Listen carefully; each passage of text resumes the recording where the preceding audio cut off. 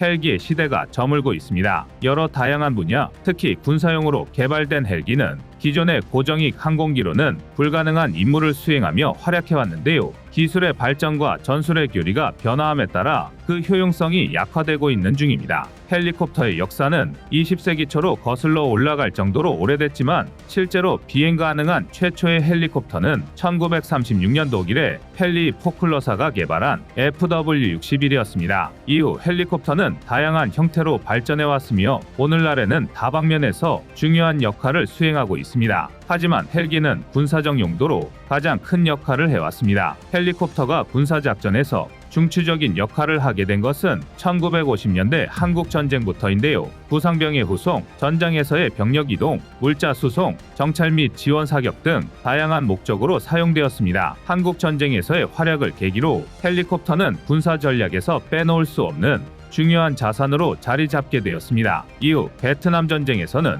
헬리콥터를 활용한 공중강습, 지상군 지원, 정밀 타격 등의 전술이 개발되어 군사 작전의 혁신을 가져왔습니다. 오늘날에는 헬리콥터가 전 세계 군대에서 필수적인 구성 요소로 다양한 군사적 목적으로 폭넓게 활용되고 있습니다. 그러나 이것도 모두 옛날 이야기가 돼버렸고 최근 미국은 오랫동안 진행해왔던 공격 정찰 헬기 사업을 전면 취소했고 심지어 일본은 한술 더 보유하고 있는 공격 헬기와 정찰 헬기를 모두 퇴역시킨다는 계획까지 내놓았습니다. 이런 추세 속에서 대한민국의 군용 헬기 개발과 운용은 시대를 역행하는 것이 아니냐는 지적도 있는데요. 우리 군은 벌써 이에 대응하는 준비를 하고 있다고 합니다. 그래서 준비했습니다. 오늘은 흔들리고 있는 군용 헬기의 존재 목적과 그 대안에 대해 알아보겠습니다. 지금 보시는 영상이 마음에 드셨다면 지인들의 카톡으로 공유해주세요. 여러분의 구독과 좋아요는 꺼리튜브 영상 제작에 많은 힘이 됩니다. 군용 헬리콥터는 현대 전쟁의 양상을 크게 변화시켰습니다. 수직 이착륙이 가능하고 낮은 속도에서의 비행과 정지 비행이 가능하며 비교적 좁은 공간에서도 기동할 수 있다는 점은 병력과 물자 수송, 공중 지원 사격, 특수작전, 구조 및 의료 후송, 지휘 및 통제, 정찰 및 감시 등 헬기만이 가지는 여러 장점들로 이어졌습니다. 헬기가 처음 군사적 목적으로 활용됐을 때부터 정찰용으로의 가능성이 확인됐는데요. 정찰 헬기는 주로 다음과 같은 목적에 활용됩니다. 정보 수집, 고급 감시 장비와 센서를 탑재하여 적의 움직임과 활동을 관찰합니다. 이 정보는 실시간으로 지상의 지휘소에 전달되어 작전 계획의 수립과 조정에 필수적인 데이터를 제공합니다. 적 후방 감시, 적진 깊숙이 침투하여 적의 보급선, 후방기지, 이동 중인 병력 등을 감시할 수 있습니다. 목표 지정 및 사격 조정, 정밀 타격을 위한 목표물을 식별하고 사격 지원을 위한 좌표와 정보를 제공합니다. 세계 각국에서는 다양한 정찰 헬기를 운용하는데요. 대표적인 정찰 헬기로는 미국의 OH-58D 카이오와 워리어를 꼽을 수 있습니다. OH-58D 카이오와 워리어는 1980년대 초반에 도입되어 미군과 여러 국가에서 광범위하게 사용되었습니다. 길이 12.9m, 높이 3.94m, 최대 이륙 중량 약 2,500kg에 최대 속도는 시속 241km, 항속거리 556km, 상승 한계고도는 약 4,575m입니다. 무장으로는 AGM-114 헬파이어 미사일과 하이드라 70 로켓포드 59경 기관총을 탑재하고 있습니다. 여기에 OH-58D는 마스트 장착식 조준 시스템을 탑재하고 있어 적을 감지하고 추적하는 데 매우 유용합니다. 또한 이 시스템은 열상 카메라, 레이저 거리 측정기, 타깃 지정 기능을 포함하고 있어 낮과 밤에 상관없이 높은 정밀도로 목표를 식별할 수 있습니다. OH-58D는 정찰, 감시, 목표 지정, 경공격 임무 등 다목적으로 활용되어 왔고 운용 비용도 낮아 매우 효율적인 정찰 헬기이자 경공격 헬기로 평가받아 왔습니다. 그러나 노후화가 진행됨에 따라 미군에서는 차세대 미래 공격 정찰 헬기 사업을 추진해 왔는데요. 최근 이 사업이 전면 취소됐다는 충격적인 소식이 들려왔습니다. 그도 그럴 것이 이미 투자된 20억 달러, 하나 2조 6천여억 원이 물거품이 됐으며 사업 취소로 인해 2014년부터 퇴역한 OH-58D 카이오와 워리어를 대체할 기종 자체가 사라진 것입니다. 미국 육군의 관계자들은 차세대 미래 공격 정찰 헬기 사업이 전격 취소된 이유에 대해 미 육군이 현대전의 모습을 반영하고 무인 시스템에 더 많은 투자를 할 필요성을 고려한 것이라고 밝혔습니다. 이 결정은 러시아 우크라이나 전쟁과 이스라엘 하마스 전쟁에서 무인기의 중요성이 부각되자 헬기를 이용한 기존의 공중정찰보다는 무인기나 드론을 활용하려는 목적으로 분석됩니다. 미 육군은 파라 계획을 취소하고 대신 MQ-9 리퍼 무인공격기 등 무인기를 도입하는 방향으로 전략을 조정할 계획입니다. 현대전에서 정찰 헬리콥터의 중요성이 과거에 비해 상대적으로 감소한 이유는 여러 기술적 발전과 전쟁 양상의 변화에 기인합니다. 우선 무인 항공기의 발전을 꼽을 수 있습니다. 무인 항공기 기술이 급속도로 발전하고 널리 사용되기 시작하면서 정찰 임무에 있어 헬리콥터의 역할이 축소되었습니다. UAV는 더 긴 시간 동안 정찰 임무를 수행할 수 있고 인력 손실의 위험이 없으며 유인기에 비해 상대적으로 크기가 작고 저소음이라는 특성으로 인해 적에게 탐지될 가능성이 낮습니다. 여기에는 비용과 생존성에 관련된 측면도 있습니다. 정찰 헬리콥터 운용에는 많은 비용이 들어가며 적의 대공방어 체계에 의해 격추될 위험이 있습니다. 이러한 위험과 비용을 고려할 때 무인 항공기나 다른 정찰 수단이 더 안전하고 경제적인 대안으로 여겨지게 되었습니다. 미군의 미래 공격 정찰 헬기 사업 취소는 과거의 코만치 헬기 프로젝트를 폐기한 것과 유사한 사례라고 할 수 있습니다. 1980년대 중반의 미국은 스텔스 기술을 통해 적의 레이더에 탐지되지 않는 능력, 뛰어난 생존성, 그리고 고도의 정보 수집 및 전장 관리 능력을 제공할 목적으로 RAH-66 코만치 헬리콥터 사업을 진행했으나 결국 프로젝트를 취소하고 말았습니다. 코만치 헬기 사업의 취소에는 기술적 어려움, 비용 증가 등 다양한 이유가 있었지만 가장 큰 원인은 역시 무인 항공기 및 기타 감시 및 정찰 기술의 급속한 발전이었습니다. 이 당시에도 군사 전문가들은 아프간 전쟁과 이라크 전쟁에서 무인기의 효과가 입증됨으로써 기존 헬기의 효용성이 떨어진다는 평가를 내린 적이 있습니다. 미 육군은 이번 미래 공격 정찰 헬기 사업 취소로 확보된 예산을 신형 정찰 공격 무인기 모하비 도입 등에 투입할 계획입니다. 모하비는 미 제너럴 아토믹이 개발 중인 무인기로 단거리 이착륙이 가능하며 킬러 드론으로도 알려져 있습니다. 바야흐로 헬기의 시대는 저물고 무인기의 시대가 열렸다고 할 수 있을 것 같습니다. 그런데 이런 흐름은 일본도 예외가 아닙니다. 지난해 12월에 공개된 일본 방위 3대 문서에는 놀라운 내용이 담겨 있었는데요. 일본 자위대가 보유한 공격 헬기와 정찰 헬기를 모두 폐기하고 드론과 무장 수송 헬리콥터로 그 공백을 메우겠다는 것입니다. 그러니까 헬기 전력 자체를 포기한다는 말인데요. 일본의 이런 결정 역시 미국이 미래 공격 정찰 헬기 사업을 취소한 것과 비슷한 맥락입니다. 현대 전투 환경에서 무인기의 중요성이 부각되고 공격 헬기의 가치에 대한 의문이 제기되는 상황인데다가 러시아 우크라이나 전쟁에서 우크라이나군의 휴대용 지대공 미사일로 러시아군의 공격 헬기가 피해를 입은 사례가 속출했기 때문입니다. 한 가지 재미있는 것은 일본의 헬기 전력 포기에는 한국도 일정 부분 연관되어 있다는 것입니다. 일본은 AH-64D 아파치 헬기를 64대를 도입하려는 계획을 세웠으나 이 과정에서 생산 비용이 상당히 증가하고 일본 국내 생산 라인을 새로 만들어야 하는 등의 어려움이 있었습니다. 또한 AH-64D 아파치 헬기는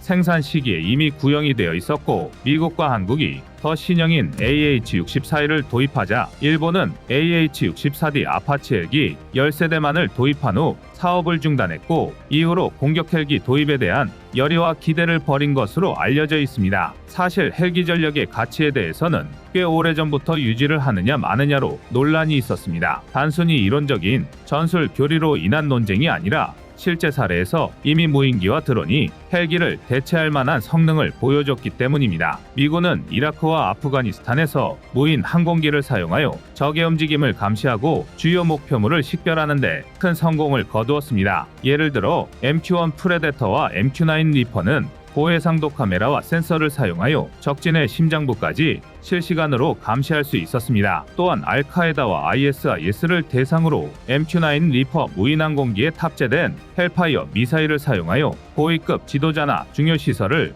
정확히 타격하는 데 성공하기도 했습니다. 하지만 역시 가장 큰 영향을 끼친 것은 러시아 우크라이나 전쟁입니다. 우크라이나의 드론과 무인항공기를 활용한 대전차전과 함정 공격 등은 현대전의 양상을 근본적으로 변화시킨 주요 요소 중 하나라고 할 수 있습니다. 그런데 대한민국은 이런 세계적인 흐름에서 역행하고 있다는 지적이 나오고 있습니다. 미국과 일본은 많은 예산이 투입된 헬기 도입 사업을 취소하고 보유하고 있는 헬기도 폐기하겠다는데 한국은 새로운 소형 무장 헬기 LAH를 개발해 실전 배치를 눈앞에 두고 있기 때문입니다. 하지만 우리 군과 개발사인 카이는 LAH에서 유무인 복합체계인 멈티를 활용해 헬기의 한계를 극복할 수 있는 계획을 이미 세우고 진행 중에 있습니다. LAH는 최고 속도 시속 323km, 항속거리 784km에 무장으로는 청검 대전차 미사일 4발과 20mm 3연장 발칸포와 탄약 150발,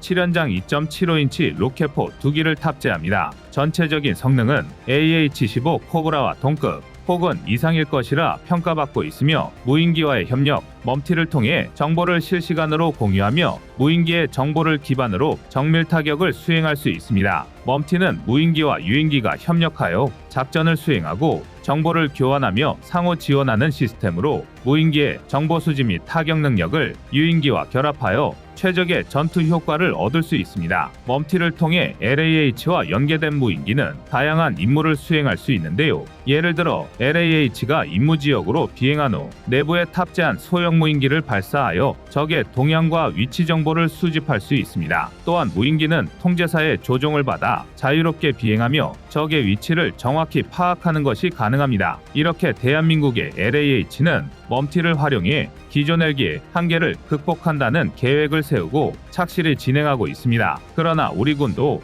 유인 헬기를 도태시키고 무인기의 비중을 늘리는 미국과 일본의 움직임을 주시하며 기존 사업들을 재검토해야 한다는 지적이 있는 만큼 세계적인 흐름에 뒤처지지 않는 대비 태세를 갖춰야 할 필요가 있을 것 같습니다. 여러분의 구독과 좋아요가 꺼리튜브 운영에 많은 힘이 됩니다.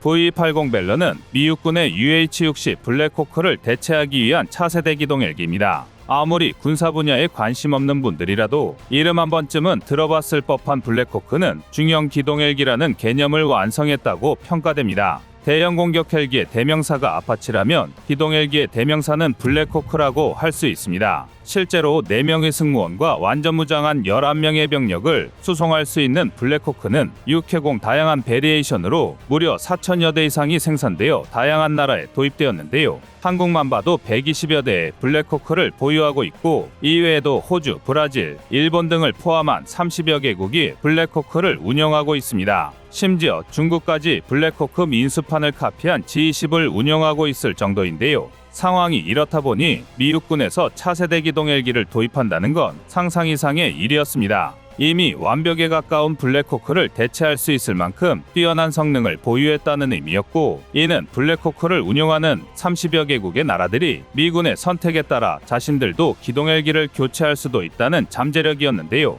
이런 상황에서 미군이 선택한 게 바로 V80 벨러인 것입니다. 그런데 처음 벨러가 미군의 차세대 기동 헬기로 물망에 올랐을 때만 해도 대다수의 군사 전문가들이 시큰둥한 반응을 보였는데요. 그도 그럴 게 틸트로터는 외적인 단점이 너무나 많습니다. 단적으로 벨러는 전장 15.4m, 전고 7m에 전폭은 무려 24.9m에 달합니다. 프로펠러가 좌우에 배치되었다 보니 전폭이 굉장히 클 수밖에 없는 건데요. 블랙호크가 16.3m, 경쟁자였던 SB-1 디파이언트가 15.2m였던 걸 감안하면 벨러가 얼마나 큰 헬기인지 짐작할 수 있습니다. 무기 체계에서 크기는 곧 기동력 측면에서 약점인데요. 여기서 끝이 아닙니다. 틸트로터는 이륙과 비행을 위해 프로펠러를 수직으로 꺾었다가 수평으로 펴는 등 복잡한 움직임을 소화해야 합니다. 당연히 그만큼 기술 난이도가 높고 복잡한데요. 이는 곧 정비성의 하락으로 이어집니다. 게다가 복잡한 장비일수록 신뢰도가 떨어진다는 것도 큰 문제입니다. 오죽하면 벨러의 선배격인 V-22 오스프리는 잦은 추락으로 수십 명의 사망자가 발생하면서 과부제족이라는 악명까지 붙었는데요. 하지만 그럼에도 불구하고 미 육군이 디파이언트 대신 벨러를 선택한 이유는 명확합니다. 바로 벨러가 기존 헬리콥터의 한계를 뛰어넘었기 때문인데요. 단적인 예로 블랙호크의 최대 속력은 시속 294km, 순항 속력은 시속 282km입니다. 아주 평균적인 회전익기의 속력인데요. 디파이언트는 여기서 한 발 더 나아가 최대 시속 457km까지 비행할 수 있습니다. 서로 반대 방향으로 회전하는 동축 반전 로터가 엔진 출력의 대부분을 양력에 쓸 수 있게 하기 때문인데요. 즉, 같은 엔진을 사용하더라도 효율과 추력이 더 좋기 때문에 상대적으로 빠르게 비행할 수 있는 것입니다. 그러나 아무리 동축 반전이 빠르다 하더라도 틸트 로터에 비하면 세발리피인데요. 틸트 로터는 프로펠러 항공기와 마찬가지로 추진의 엔진의 힘을 대부분 사용할 수 있습니다. 그리고 실제로 벨러의 최대 속력은 무려 시속 565km로 블랙호크를 크게 뛰어넘고 디파이언트와 비교해도 월등히 빠릅니다. 게다가 항속거리에서도 벨러는 독보적입니다. 블랙호크는 순항거리가 2221km가 한계이고 전투 범위는 590km가 고작이지만 벨러는 전투 범위는 940에서 1480km, 항속거리는 무려 3900km에 달합니다. 이 정도면 말 그대로 블랙호크에서 한 단계 진화한 수준인데요. 그리고 무엇보다 벨러는 이미 무수한 검증을 거치며 안전성을 확보했습니다. 일례로 벨러는 2017년에 첫 비행을 시작하고 무수한 비행 테스트를 거쳐 속도, 항속거리의 최대치와 최소치를 모두 실험했는데요. 반면 경쟁자인 디파이언트는 기껏해야 2019년에 첫 비행을 시작해서 아직도 항속거리가 공개되지 않았을 정도로 시험이 많이 이루어지지 못했습니다. 기술 검증의 측면에서 벨러에 비해 한참이나 뒤처진다는 건데요. 이러니 안전성을 상당히 중요하게 생각하는 군이 입장에서 벨러를 도입할 수밖에 없는 것입니다. 또 벨러가 최종적으로 차세대 기동 헬기에 선정된 결정적인 이유가 있는데요. 우선 탑승 인원의 차이입니다. 블랙호크의 경우 완전 무장한 11명이 탑승할 수 있지만 벨러는 그보다 많은 14명의 인원이 탑승할 수 있습니다. 게다가 벨러가 전폭은 블랙호크보다 넓지만 대려 길이는 4.3m나 짧은데요. 즉 면적 대비 수송량으로 따지면 블랙호크와 큰 차이가 없는 것입니다. 그런데 여기에 거의 2배에 달하는 속력과 항속거리가 더해지면 이제 크기를 논하는 게 무의미해질 정도인데요. 이는 대한민국 입장에서도 상당히 눈여겨봐야 할 점입니다. 앞서 말했듯 대한민국은 보잉에서 기술 제휴를 요청할 정도로 높은 수준의 동축 반전 헬기 기술을 연구 중입니다. 또한 이미 노후화된 블랙호크를 대신할 기동 헬기가 필요한 상황인데요. 과연 대한민국이 동축 반전과 틸트 로터 중에서 어떤 방향을 선택할지 귀추가 주목됩니다. 여러분의 생각은 어떠신가요? 이상 꺼리튜브였습니다.